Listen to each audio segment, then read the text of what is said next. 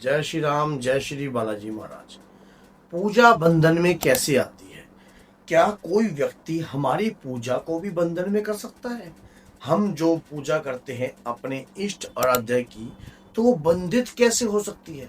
जब आप गुरुजी बोलते हो, लोग मेरे पे भी ये ताना मार सकते हैं कि भगवान के प्रति करी हुई पूजा कभी व्यर्थ नहीं जाती।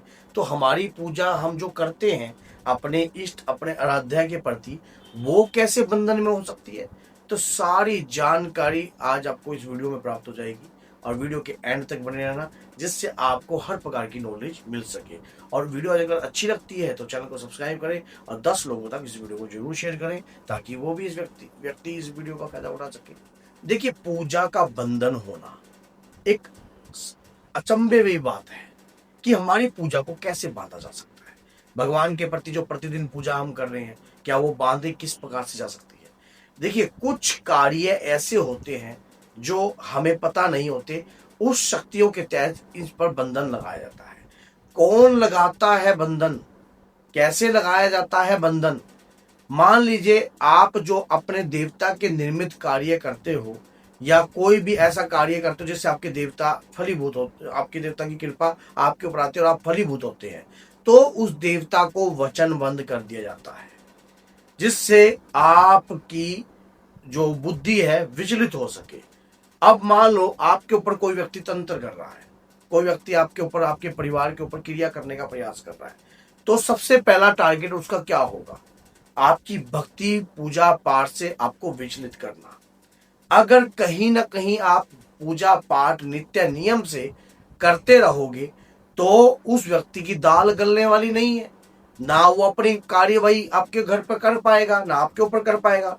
तो वो व्यक्ति किसी तंत्र के तहत, मलिन क्रियाओं के तहत आपकी बुद्धि का बंधन करने का भी प्रयास करते हैं, और साथ में एक मलिन शक्ति आपके घर के मुख्य द्वार पर छोड़ी जाती है, जिससे आप मान लीजिए कुल देवी की पूजा कर रहे हो, अपने कुल देवता की पूजा कर रहे हो, अपने देवता के निर्मित भोग प्रसाद निकाल रहे हो, तो वो नेगेटिविटी, जो मलिन शक्ति होती है, जो गंदी होती है, उसके तहत मलिनता फैलाकर उस भोग प्रसाद को अशुद्ध किया जाता है, जिससे आपके घर में आपकी देव शक्ति उसको ग्रहण ना कर पाए, जिससे आपका ध्यान, आपकी ओरा कमजोर है, आपकी पावर कमजोर है, आपकी पूजा कमजोर है।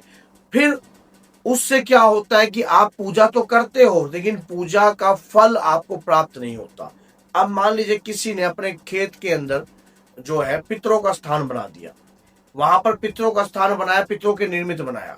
अब उस पितरों के स्थान पर कोई प्रेत आकर बैठ गया। अब व्यक्ति जितनी भी पूजा कर रहा है, वो उसके दौरान और भी ज्यादा दुखी हो रहा है, और भी ज्यादा परेशान हो रहा है। बल्कि उसको तो फलीभूत होना चाहिए, उसकी तो चढ़ती कला होना चाहिए, लेकिन उसके बावजूद भी उस व्यक्ति के साथ जो है दुराचारी कार्य हो रहे हैं।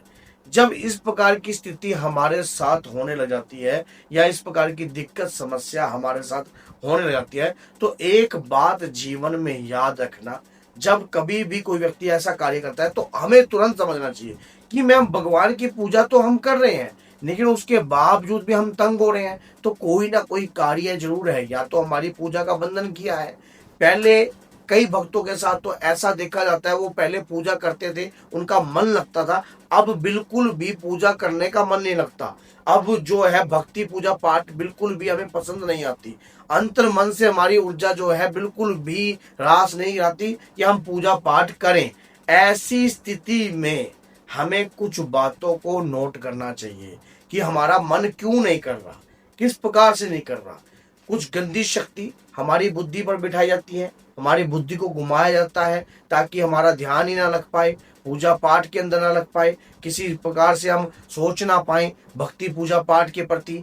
तो इससे क्या होगा, हमारा ओरा कमजोर होगा, हम अपने घर में जो है ऊर्जा जो है जागृत नहीं कर पाएंगे, तो जिससे तंत्र भी पनपेगा।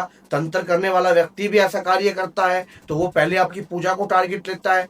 तो हमें जब इस प्रकार का कार्य होता है, तो हमें समझ जाना चाहिए कि हमारी पूजा बंधन में है, पूजा का फल नहीं प्राप्त हो रहा है, पूजा कर रहे हैं और भी ज्यादा परेशान हो रहे हैं। लोग पूजा को इस प्रकार से आपके बंधनग्रस्त करते हैं। ये नहीं है कि कोई पूजा को पहले बांध कर ही रख दिया, पूजा पाठ को आपका मन ही नहीं कर पाएगा, आपकी बुद्धि का भी बंधन किया जाएगा, आपके घर में मलिन तत्व भेजा जाएगा, जिससे आपका उस तरफ रुचि ही नहीं रह पाएगी।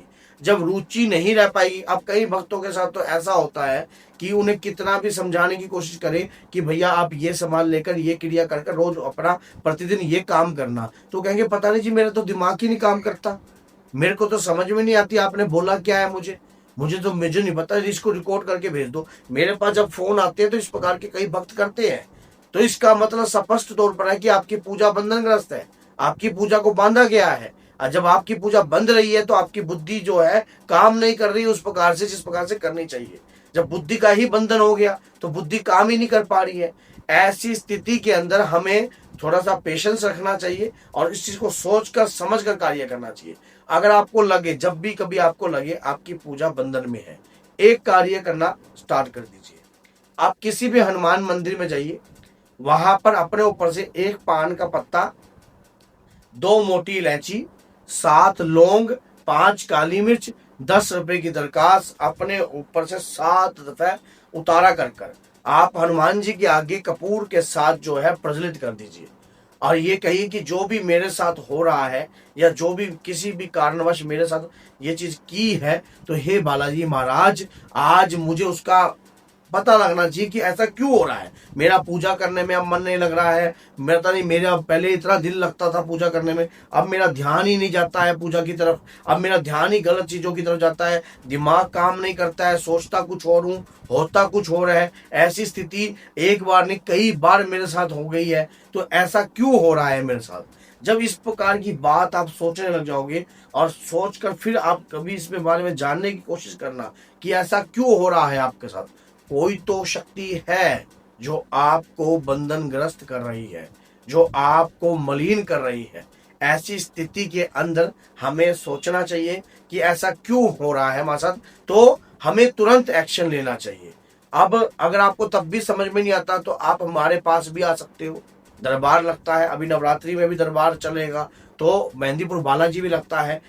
इससे ये पता लग जाएगा, अगर आपकी शक्ति खुल जाएगी, मान लीजिए आप पूजा करने की ताकत हमारी खुद की ताकत है, हम जब उस पर कंटिन्यू एक मलिन तत्व जो है ना हमारी बुद्धि पे बैठाया जाता है या हमारे ऊपर क्रिया करी जाती है या घर के बाहर गंदी शक्ति खड़ा दी जाती है ताकि आप पूजा करो तो उस पूजा का फल आप प्राप्त ही ना कर पाओ।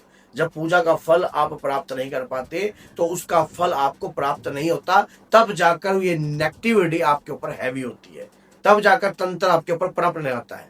पूजा करने से, जैसे मैं बोलता हूँ, प्रतिदिन पूजा करते हैं, हम भगवान के प्रति पूजा करते हैं, हमारी शक्ति तो बढ़ती है, पूजा करने से हमारी शक्ति बढ़ती है, हमारे घर की ऊर्जा भी बढ़ती है, हमारा स्थान भी जागृत होने लगता है। लेकिन ये बात उन व्यक्तियों को पता होती है जो आपके ऊपर तंत्र, मलिन तत्व या गंदी शक्ति पहले से ही हमारे घर में अगर बैठी होती है या कहीं से बाहर से लगती है, तो वो चाहती नहीं है कि आप घर के अंदर कंटिन्यू पूजा करो। वो पहले पूजा करने वाले व्यक्ति को ही टारगेट करती है। अगर ये पता लग जाता है कि ये व्यक्ति पूजा करता है तो उसको गिरने का प्रयास करती है, कहीं ना कहीं उसको नीचा जगाने का प्रयास करती है। क्या पता आपके पति के सिर पर बैठकर बोले, क्या पता पत्नी के सिर पर बैठकर बोले, क्या पता घर के किसी सदस्य के ऊपर बैठकर बोले। तो इन चीजों को मंदिर में जाकर, जैसे मैंने वो भोग बताया है, वो भोग का उतारा करने के बाद आपकी बुद्धि काम करेगी और आपकी सोचने समझने की शक्ति भी बढ़ेगी और आपको पता लगेगा कि वाकई में कुछ ना कुछ तो गड़बड़ है मेरे घर के अंदर। तो अगर वीडियो अच्छी लगी है तो लाइक कीजिए, चैनल को सब्सक्राइब कीजिए और आगे शेयर कीजिए ताकि और व्यक्ति भी इस वीडियो से अपने आप को जानकारी ले सके और उसका दिमाग काम कर सके सही रूप से। जय सीताराम, जय माता।